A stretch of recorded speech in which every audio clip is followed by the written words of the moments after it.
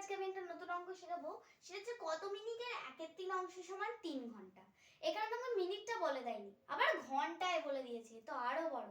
তাহলে কি করব, কত মিনিট থেকে আমি x মিনিট ধরে নেব।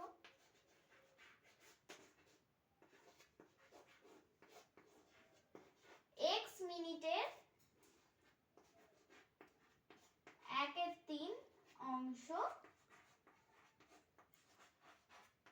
সমান 3 ঘন্টা। তাহলে এবার x মিনিটের 1/3 অংশ সমান 3 ঘন্টা। এবার লিখবো x মিনিট সমান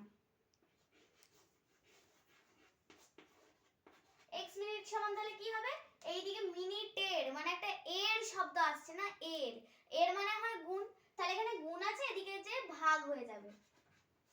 তাহলে এখানেতে আমি ভাগ করব, দেখো 3 ভাজিতা 1/3, তাহলে এখানেতে আমার হবে এটা 9। তোমরা এটা পরে করে নেবে।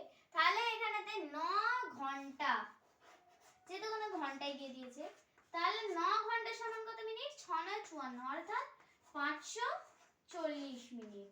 তার মানে এখানে যে কত বলেছে, এই কতটা সমান হবে 540 মিনিট। ভিডিওটা ভালো লাগলে অবশ্যই একটা লাইক করবে।